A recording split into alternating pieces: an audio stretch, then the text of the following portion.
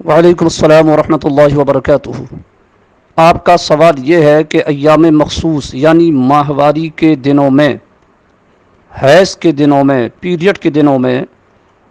اگر کوئی عورت چادر پر بستر پر چادر بچھی ہو اور اس پر بیٹھ جائے تو کیا وہ چادر بھی ناپاک ہو جاتی ہے؟ آپ کا کہنا یہ، اور اسی میں آپ نے یہ بھی پوچھا کہ اس حالت میں گھر کی عورتیں کھانا بھی نہیں بنانے دیتی فاتحہ وغیرہ کے لیے۔ تو جواب بالکل مختصر ہے، اور وہ یہ ہے کہ اس حالت میں اگر کوئی ہے اور وہ کسی چادر پر یا کسی بھی چیز پہ بیٹھتی ہیں تو وہ صرف بیٹھنے کی وجہ سے وہ جگہ اور وہ چیز ناپاک نہیں ہوتی۔ ہاں، اگر گندگی کا کچھ نشان وغیرہ وہاں پر جائے تو جہاں وہ گندگی لگی ہے اسے دھو ڈالیں۔ اگر ایسا نہیں ہے تو صرف اس حالت میں ہونے کی وجہ سے جہاں وہ بیٹھ جائے وہ جگہ بھی ناپاک ہو جائے، وہ چادر ناپاک ہو جائے، یہ جہالت ہے۔ جو بات لوگ ایسی باتیں کرتے ہیں انہیں چاہیے کہ وہ اس بات سے توبہ کریں۔ اور دوسرا سوال آپ کا اسی میں یہ ہے کہ اس حال میں عورتیں، گھر کی جو بڑی بوڑھی عورتیں ہوتی ہیں بالخصوص، وہ فاتحہ کا کھانا بھی بنانے نہیں دیتی۔ تو اس کا جواب یہ ہے کہ حضور سید عالم صلی اللہ علیہ وسلم کی زوجہ محترمہ ام المومنین حضرت عائشہ صدیقہ رضی اللہ تعالی عنہا ارشاد فرماتی ہیں کہ میں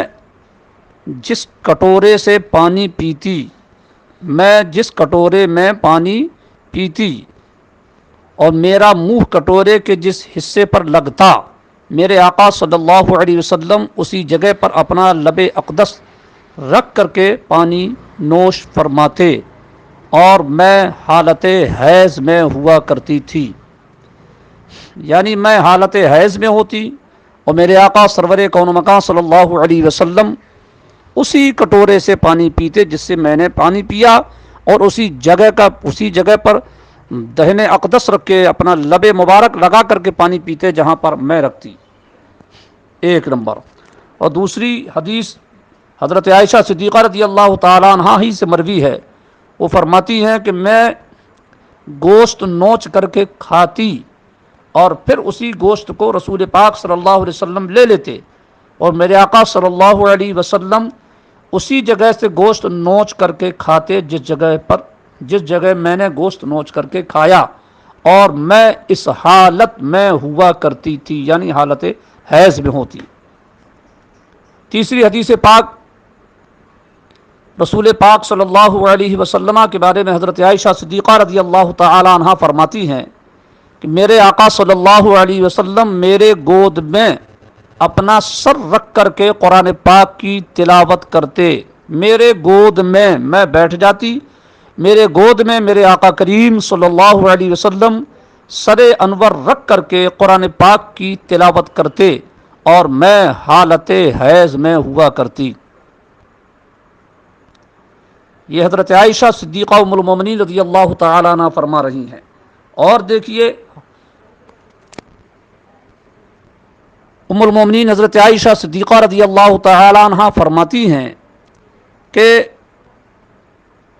میں ایک چادر کو اوڑھ کر کے لیٹی رہتی، اور میرے آقا صلی اللہ علیہ وسلم جب تہجد کے لیے اٹھتے تو اسی چادر کا آدھا حصہ بچھا ہوا ہوتا جس میں میرے آقا صلی اللہ علیہ وسلم نماز تہجد پڑھتے۔ یعنی چادر کا آدھا حصہ میرے بدن پر ہوتا اور چادر کا آدھا حصہ زمین پر ہوتا جس پر میرے آقا صلی اللہ علیہ وسلم نماز ادا فرماتے، اور میں حالت حیض میں ہوتی تھی۔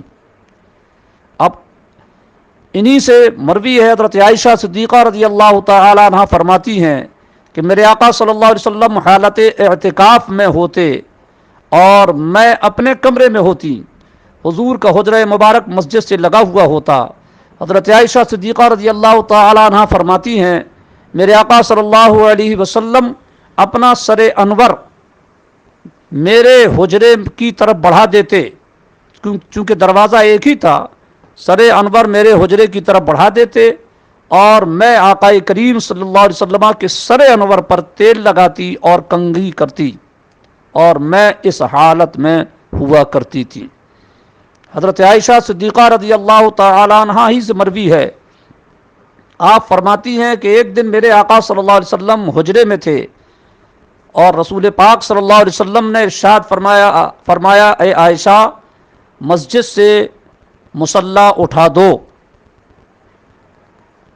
تو میں نے عرض کیا یا رسول اللہ میں تو اس حالت میں ہوں، یعنی انا حائزہ، میں حالت حیض میں ہوں۔ مطلب وہی تھا آپ کے عرض کرنے کا کہ میں اس حالت میں ہوں، کیا میں مسجد میں اپنا ہاتھ داخل کر سکتی ہوں؟ کیا میں مسجد میں رکھی ہوئی چیز کو اٹھا سکتی ہوں کیونکہ میں اس حالت میں ہوں؟ تو میرے مصطفیٰ صلی اللہ علیہ وسلم نے ارشاد فرمایا اے عائشہ تم اس حالت میں ہو، یعنی تم حالت حیض سے ہو، تمہارے ہاتھ میں حیض نہیں ہے۔ یعنی میرے آقا علیہ السلام نے ارشاد فرمایا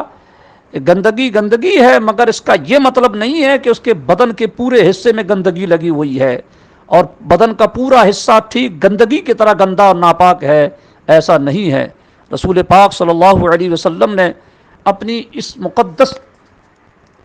اداؤں سے اور اپنے اس عمل سے یہ بات امت کو بتا دی ہے کہ اس حالت میں جو عورتیں ہوا کرتی ہیں انہیں نماز پڑھنا حرام ہے، اس حالت میں قرآن پاک پڑھنا، قرآن کی نیت سے قرآن پاک کی تلاوت کرنا اس حالت میں حرام ہے۔ باقی اس کے علاوہ وہ ہر قسم کے پڑھائی لکھائی، کلمہ درود و استغفار ذکر و اذکار کر سکتی ہیں، کھانا پکا سکتی ہیں اور فاتحہ کا بھی کھانا پکا کر کے کھلا سکتی ہیں، اس میں کوئی حرج نہیں ہے۔ اللہ کے رسول صلی اللہ علیہ وسلم کی زوجہ محترمہ ام المومنین حضرت عائشہ صدیقہ رضی اللہ تعالی عنہا نے واضح طور پر کھول کھول کر اس مسئلے کو بیان کر دیا تاکہ ہماری امت کی مائیں، امت کی بیٹیاں، انہیں اس مسئلے پر کوئی دشواری نہ ہو۔ مگر افسوس، صد افسوس، کلمہ مصطفیٰ کا پڑھتے ہیں ہم، تعلیمات رسول پر عمل کرنے کی بات کرتے ہیں، مگر وہی رسم و رواج جو کافروں کے ہیں، مشرکوں کے ہیں، غیروں کے ہیں، وہی رواج ہمارے گھروں میں آج بھی پڑے ہوئے ہیں۔ عورت اگر اس حالت میں ہو جائے تو پورا گھر اسے چھوت سمجھتا ہے اور اس سے دور رہنے کی کوشش کرتا ہے، اس پر طرح طرح کی باتیں اور طرح طرح کی پابندیاں عائد کر دی جاتی ہیں۔ اللہ کی بارگاہ میں سچے دل سے توبہ کریں اور ان تمام چیزوں سے پرہیز کریں۔ باقاعدے وہ عورت ہر کمرے میں اٹھ بیٹھ سکتی ہے، ہر جگہ اٹھ بیٹھ سکتی ہے، ہر کسی کے ساتھ، اپنے گھر کے افراد کے ساتھ اٹھ بیٹھ کر باتیں کر سکتی ہے۔